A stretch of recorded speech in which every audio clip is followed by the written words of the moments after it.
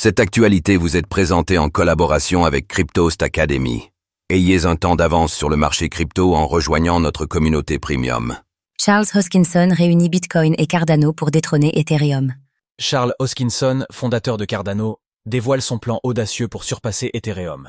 Il mise sur l'intégration stratégique de Bitcoin et d'autres solutions innovantes pour améliorer l'évolutivité de sa blockchain. Mais cette interopérabilité, aussi prometteuse soit-elle, soulève une question cruciale. Peut-elle réellement préserver l'essence décentralisée de Bitcoin ?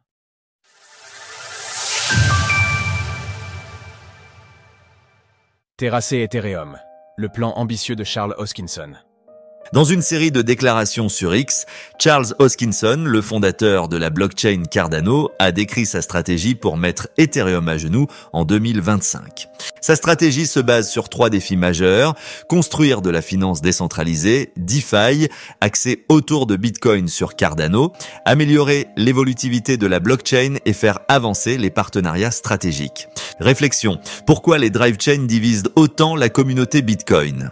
Nous l'avons vu avec le lancement récent du meme coin de Donald Trump sur Solana, la scalabilité de l'infrastructure blockchain peut très vite se trouver limitante. L'évolutivité est donc un enjeu central pour les blockchains, car elle détermine leur capacité à gérer un volume croissant de transactions sans sacrifier la vitesse, la sécurité ou la décentralisation, ce que l'on appelle le trilemme de la blockchain. C'est précisément pour gérer de tels pics de demande que l'EOS et Hydra ont été développés.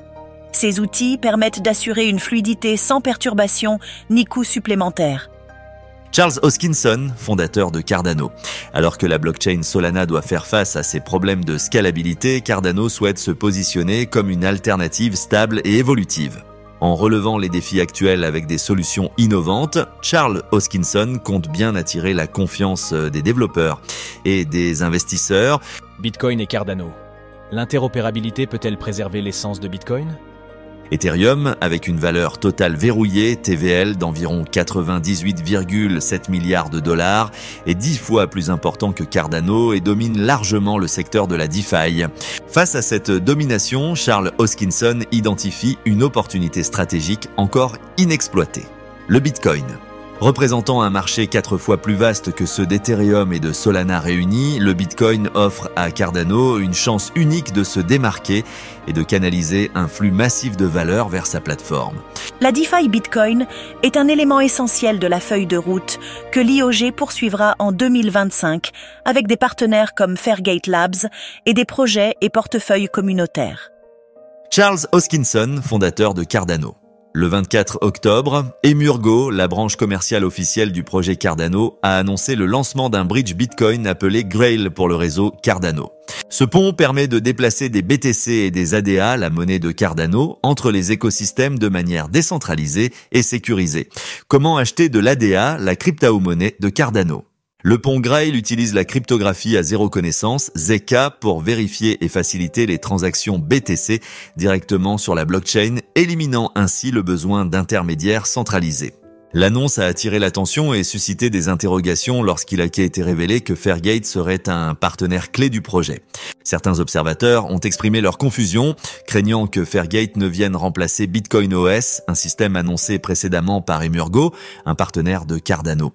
Face à ces critiques, Charles Hoskinson a expliqué que Fairgate ne remplace pas Bitcoin OS, mais sert de moteur pour Bitcoin OS en facilitant des transactions interchaînes fluides. Le but est de permettre à Cardano de communiquer directement avec Bitcoin sans nécessiter de nouveaux jetons ou de mécanismes complexes. Cette intégration repose sur l'utilisation de technologies interopérables qui facilitent les transactions entre différentes blockchains.